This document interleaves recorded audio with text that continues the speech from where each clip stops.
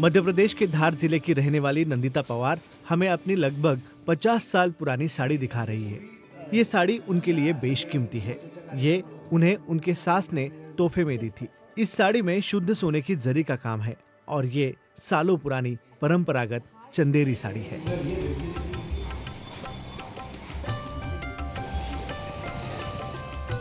चंदेरी मध्य प्रदेश का एक छोटा सा कस्बा है। समय के साथ ये कस्बा बहुत बदल गया, लेकिन एक चीज है जो आज तक नहीं बदली, वो है चंदेरी साड़ियाँ। चंदेरी साड़ियाँ बनाने वालों का कहना है कि ये परंपरा कम से कम 700 साल पुरानी है। यह कला यहाँ करीब 1304 से है, जब बंगाल और बिहार के कुछ बुनकर और कलाकार चंदेरी में आ बसे। 17वीं सदी तक अलग अलग शासकों के कार्यकाल में ये कला धीरे धीरे आगे बढ़ती रही, लेकिन औरंगजेब के शासनकाल में ये साड़ी बैन कर दी गई। उस समय दूसरे राजाओं ने इसे बनाने वाले कलाकारों को आश्रय दिया, लेकिन चंदेरी साड़ियों का असली स्वर्णकाल मराठा साम्राज्य के विस्तार के बाद ही आया। ये मराठा लोगों का जब जमाना आया तो इनके ज़माने में इसको बहुत ऊपर, इसको ऊंचाइयों पर पहुंचाया उन लोगों ने। जैसे सिंधिया लोग थे, गायकवाड़ थे, पवार लोग थे, और आसपास जो जैसे झांसी के लोग थे, पेशवा लोग थे, या महाराष्ट्र में बहुत से और दूसरे लोग थे।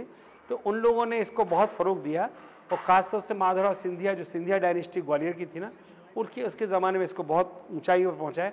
हालांकि मुग़लों के ज़माने में भी था, या बुंदेलों के ज़माने में भी था, और खिलजियों के ज़माने में था, लेकिन सबसे ज़्यादा इसको हाईलाइट हुआ वो हुआ है सिंधिया के ज़माने में।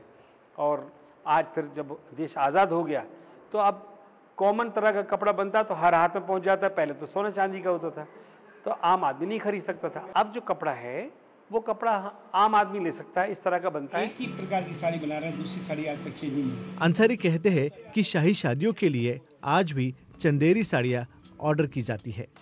बुनकर इसे तैयार करते हैं। चंदेरी कस्बे में मौजूदा वक्त में करीब 5000 से ज्यादा बुनकर है और उनकी संख्या बढ़ती ही जा रही है। उन्हें प्रति साड़ी 1500 रुपए मिलते हैं। जरी के काम से साड़ी की कीमत तय होती है।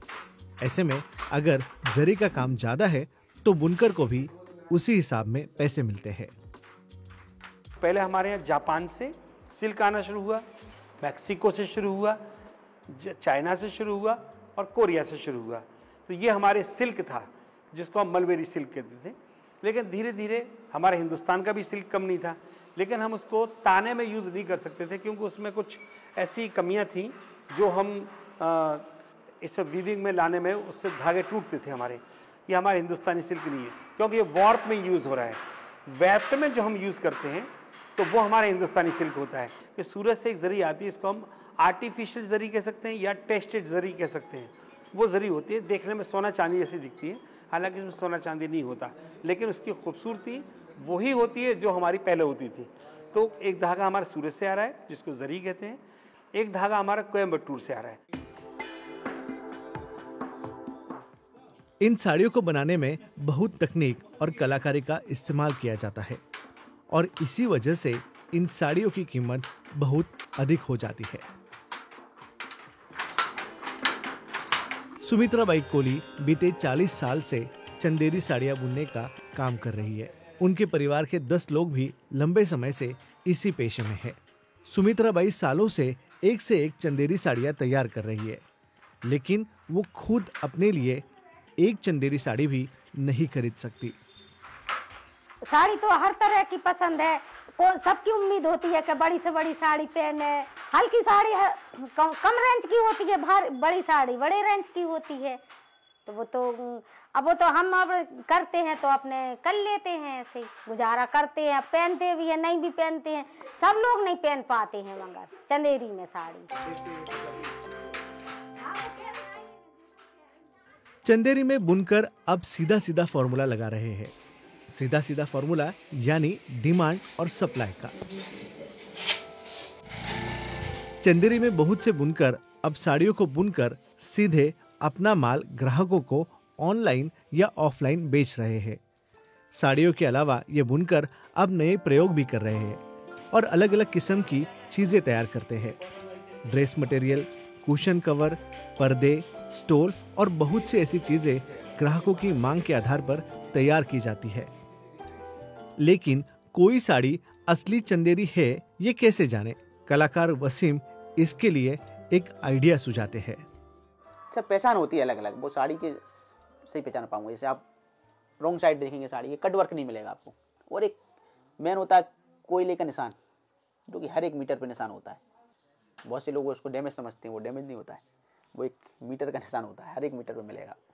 दूसरा एक पनकाटी की छोटे छोटे गड्ढे होते हैं, छेद, वो मिलेगा। और मेन तो जो होता है ना, कटिंग वर्क नहीं होता चंदेरी, बारीक से बारीक डिजाइन होगा, तिल्ली से निकाला होगा, कटिंग वर्क बिल्कुल नहीं मिलेगा। और प्योर चीज़ मिलेगी आपको, कोई धागे में जो है डुप्लीकेट नहीं मिलेगा। 1% धागे में जो है सिंथेटिक नहीं डाल सकते हम। जो हमारी कंघी होती है वो 1% धागा नहीं लेती सिंथेटिक। और अगर डाल भी दिया हमने सोचा चलो यार कुछ 50% इसमें डाल दें, तो उससे ज़्यादा परेशान हो जाएगा कारीगर, क्योंकि वो टूटता है। कंघी लेती नहीं है हमारी डुप्लीकेट धागा। अंत में सिर्फ इतना ही कहा जा सकता है कि चंदेरी साड़ियों ने एक बहुत लंबा सफर तय किया है, शाही घरानों से लेकर आम लोगों के तन की खूबसूरती बढ़ाने तक। और आज भी इसकी मांग दिन ब दिन बढ़ती ही जा रही है।